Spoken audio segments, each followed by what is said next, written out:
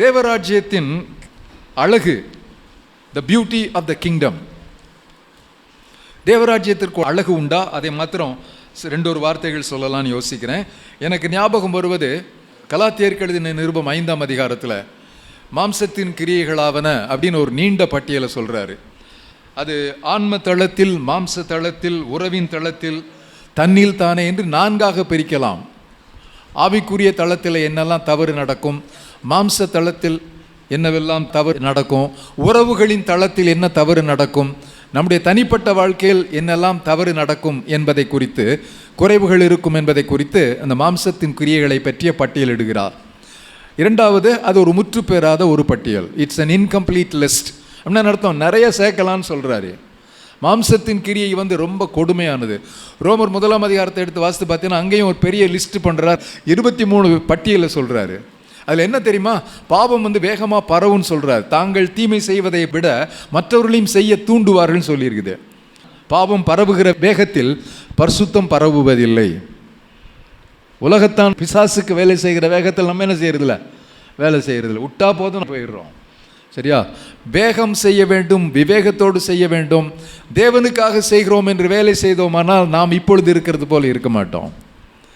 தேவனுடைய சந்தோஷத்துக்குள் பிரவேசிக்க, அவருக்கு மகிழ்ச்சியை உண்டாக்க இந்த தேவராஜ்யத்தின் பணியிலே நாங்கள் ஈடுபட்டிருக்கிறோம்.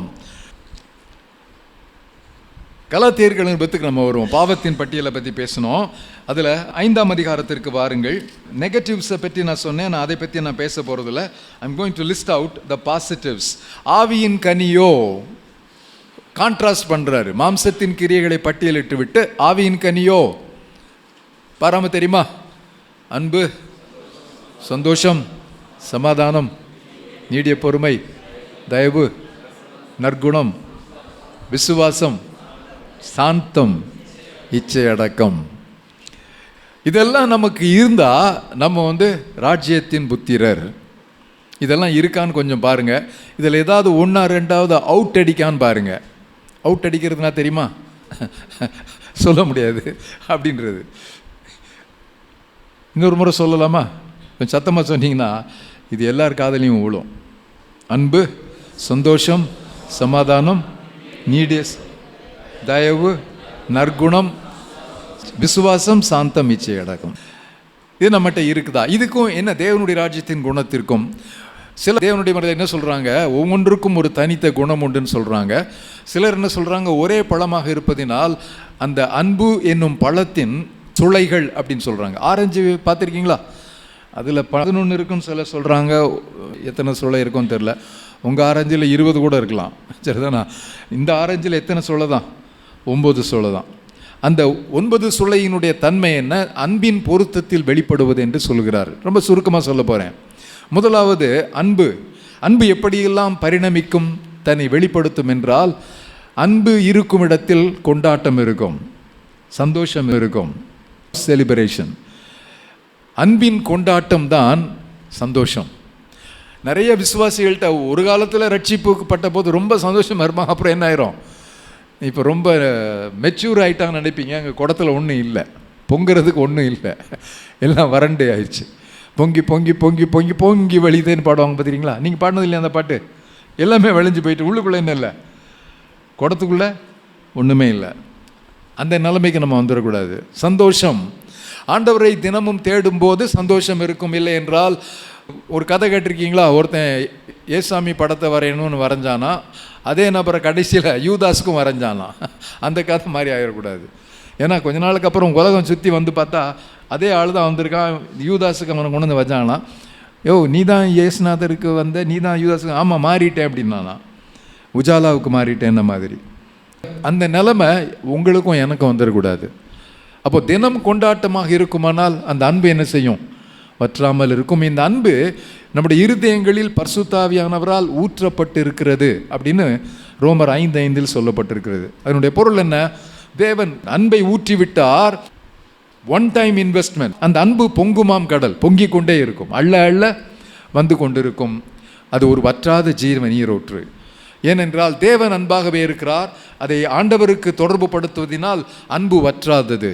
அது பொங்குமாம் கடல். குற்றாலத்துக்கு போயிருந்தீங்கன்னா பொங்குமாம் கடல்னு ஒன்று இருக்குது, கேள்விப்பட்டிருக்கீங்களா? போய் விசாரித்து பாருங்கள். அந்த இடத்துல தண்ணி விழும், அதுக்கப்புறம் பொங்கி வெளியே வரும். அதுக்கு பேர் பொங்குமாங்கடல். அப்போ அன்பின் பிரவாகம் சுனையில் தண்ணீர் வந்து கொண்டே இருக்கும், சுனையில் நீர் வற்றவே வற்றாது. அதனால தான் அதுக்கு பேர் சுனைன்னு வச்சாங்க. இப்போ அன்பு என்னும் சுனை இருக்கும் இடத்தில் முதலாவது சந்தோஷத்தின் பெருக்கம், செலிப்ரேஷன் ஆஃப் ஜாய் இருக்கும்னு சொல்கிறான் முதலாவது. ரெண்டாவது சமாதானம், சந்தோஷம், சமாதானம், tranquillity. Love is nothing but a tranquil situation. அன்பின் கொண்டாட்டம், மன நிறைவு அல்லது அமைதி. அன்பு இருக்கும் இடத்தில் மன அமைதி இருக்கும். விசுவாசிக்கிறவன் பதறுவதில்லை, அன்பாக இருக்கிறவனும் நடுங்குவதில்லை. ஆண்டவருடைய அன்பு நம்ம இடத்துல குறைய என்ன செய்வோம்? தடுமாறுவோம் வாழ்க்கையில். ஆண்டவரை நேசித்தால் பாவங்கள் விலகி போகும், பாவங்களை நேசித்தால் தேவன் பேரில் உள்ள அன்பு பட்டு போய்விடும். அது ரெண்டாவது. மூன்றாவது என்ன எழுதி வச்சிருக்கிறேன்னா, அன்பு, சந்தோஷம், சமாதானம், அப்புறம் நீடிய பொறுமை. நீடிய பொறுமை என்பது அன்பின் தாக்கு பிடிக்கும் தன்மை. நீடிய பொறுமை, அன்பு இருக்கும் இடத்தில் தாக்கு பிடிக்கும் தன்மை இருக்கும். அதுக்கு அடுத்தது தயவு, அன்பின் தாராளம் என்று நான் எழுதி வச்சிருக்கிறேன். தயவு என்பது அன்பின் தாராளம். அதாவது அன்பு இருக்கிற இடத்துல பதிலுக்கு பதில் செய்யாது.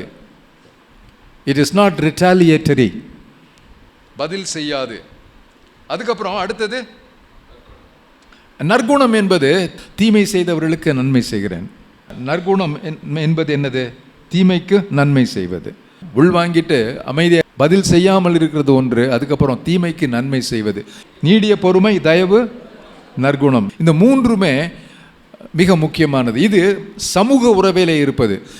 ஜான் ஸ்டார்ட் என்ன சொல்றாருன்னா, முதல் மூன்றும் அன்பு, சந்தோஷம், சமாதானம், தேவனோடு உள்ள உறவில் வருவதுன்னு சொல்றாரு. தேவன் பேரில் அன்பு இருந்தால் மகிழ்ச்சியும் இருக்கும், சமாதானமும் இருக்கும். மனித உறவிலே இந்த மூன்று முக்கியமானது. நீடிய பொறுமை, தயவு, நற்குணம். நீடிய பொறுமை என்பது நமக்கு கேடு செய்கிறவர்களுக்கு தாங்கி கொள்ளுவது. ரெண்டாவது தயவு, பதில் செய்யாமல் இருப்பது. மூன்றாவது நற்குணம், தீமைக்கும் நன்மை செய்வது. 3 degrees ஆஃப் ரிலேஷன்ஷிப். 3 விதமான மனிதர்கள். இந்த மூன்றாவது மனிதர் யார்? தீமைக்கும் நன்மை செய்கிறவன் தான் ஆவியின் நிறைவை பெற்ற மனிதனாக இருக்க முடியும். அதுக்கு அடுத்த 3 காரியத்தை பேசுவோமா? தன்னிலையாக தேவனோடு உள்ள தொடர்பு, மனித தொடர்பு. மூன்றாவது என்னுடைய வாழ்க்கையில் எனக்கு என்ன வேணும்? விசுவாசம் வேண்டும். விசுவாசம் என்பது என்ன? அவர் விசுவாசம் உள்ளவர் என்பதை நம்புவது. அன்பு எல்லாவற்றையும் நம்பும், அன்பு எல்லாவற்றையும் சகிக்கும். படிச்சிருக்கீங்களா? 1 கொரிந்தியர் 13 அன்பை பற்றிய பரிமாணங்களை ரொம்ப அழகாக பேசுகிறாரு. அது நமக்கு புத்திக்கு எட்டாததாக இருக்கிறது.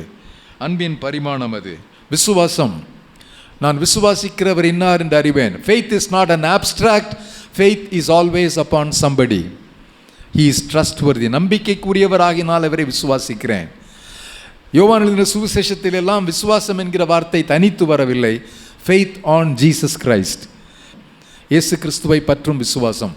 அதனால விசுவாசம் என்பது தனித்து செயல்படாது. அது ஒரு ஏகாந்த உணர்வு அல்ல, அது ஒரு வினை. It's an action. Love is an action. Love is a verb. Faith is an action word. அது நமக்கு தெரிந்திருக்கணும். கடைசியில் விசுவாசம், சாந்தம். சாந்தம் என்பது என்னது? நான் நேற்று பேசும்போது சொன்னேன், ஒரு லெகுவான உணர்வு, மயில் இறகு போல இருப்பது. Undisturbedness. Love cannot be easily distorted or disturbed. கடைசியில் இச்சையடக்கம். இச்சையடக்கம் என்பது அன்பின் வெற்றி என்று நான் எழுதி வச்சிருக்கிறேன். Love is always victorious. ஆண்டவர் மீது அன்பு இருக்கும்போது எனக்குள் இச்சை அடக்கம் இருக்கும். நான் பல்ல கடிச்சிக்கிட்டு இருக்கிறது இல்லை. ஆண்டவரை நேசிப்பதினால் அவருக்கு நான் துரோகம் செய்ய முடியாது. My emotion is under control.